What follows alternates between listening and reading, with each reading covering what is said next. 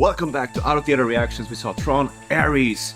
Is it a visual masterpiece, or is it a return to form for the grid in the world of Tron? Well, let's find out. Yeah! Well, there it is, Tron Ares.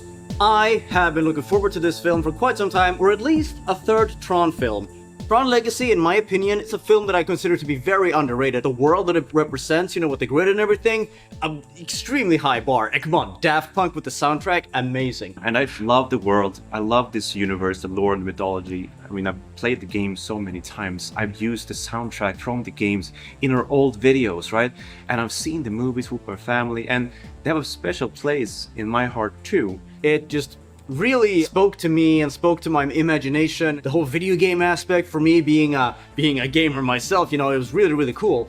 The movie raises a lot of very topical questions. What if you had ChatGPT next to you as a human talking to you, and a little bit like a Terminator-esque scenario where the AI is coming to our world and hunting you down?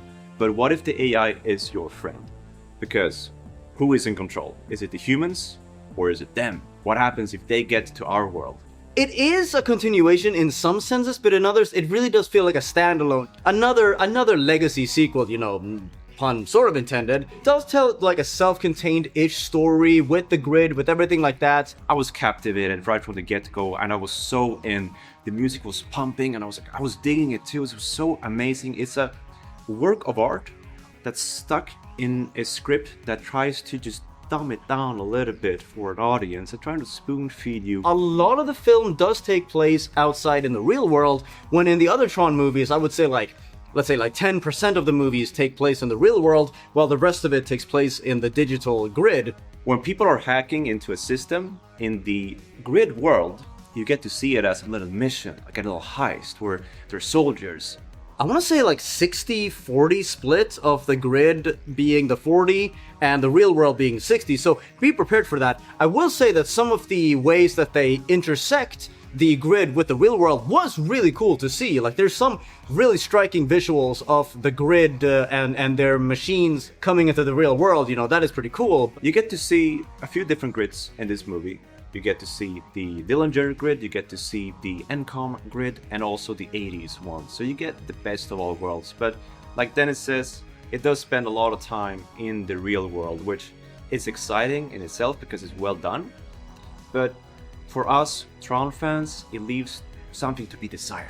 I was very, very excited for this film, except for one big thing that really just hampered my excitement for the film, and that is of course the lead actor in the film, Jared Leto. I'm not gonna make it a secret, guys, I'm not a big Jared Leto fan. There's very rarely been a performance of his that I've enjoyed, but films are a collaborative process. There's hundreds of people that help make this movie, and it's another Tron movie, and I want more Tron movies. Yes, as Dennis says, movies are made by so many people, and let's give a shout out to some of the other cast members here. We have Jodie Turner-Smith, we have Greta Lee playing the new Encom CEO.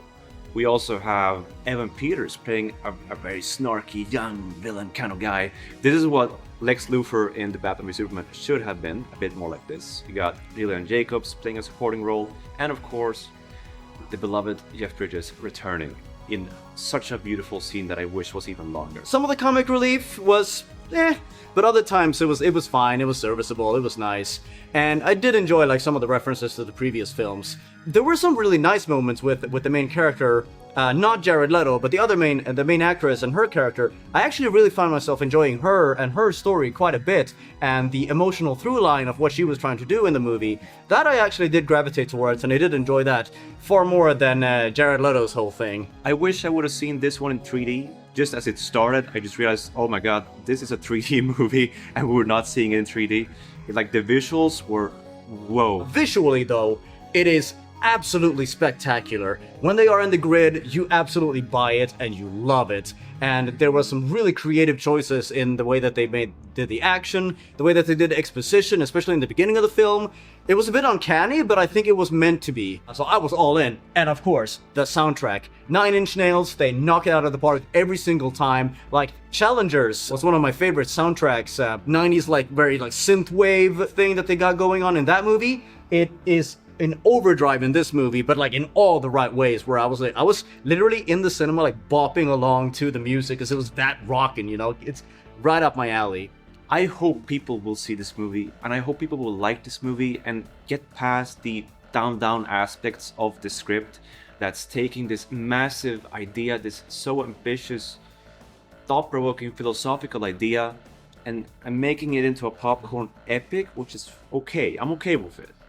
But I hope that this leads the way to a bigger promise, a bigger movie in the future, because the hints are all there, the references, the Easter eggs, I loved all those things about it, and it pays respect to what happened before.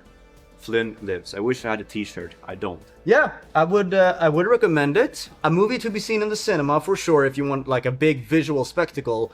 But other than that, like there could have been a little more done. It was slightly above average, but yeah, it didn't grab me, especially not as much as Legacy did. Legacy remains my favorite in the franchise. It was a solid effort, and I do hope that this leads to more sequels in the future and more Sam Flynn and Cora. Bring those characters back. I don't know if this one will be successful enough because Tron has always struggled at the box office. We'll see, I suppose. We shall see. But yeah, that's my thoughts on the movie. Thanks for listening. As the immortal man said, the grid, a digital frontier. I try to picture clusters of information as it moved through the computer system. What did it look like? Ships, motorcycles? Were the circles like freeways? I kept dreaming of a world I thought I'd never see. But then... You got in. That's right, man. I got in. There is a work of art in here. That's what's worth seeing in the cinema. This staggering score and these visuals, and yes, likable characters, and a story that promises way more. Because this could give us an amazing sequel in the future. So please do watch it for that reason, because I think you'll have a pretty good time in the cinema. And yeah, I mean, we were digging like this as it started. So imagine, it's kind of like a concert movie. It's a little bit like a prolonged music video. Like, see it that way. But yeah, it's fun. Don't take it too seriously. And support Death Films on YouTube. Oh my god! Tron Ares!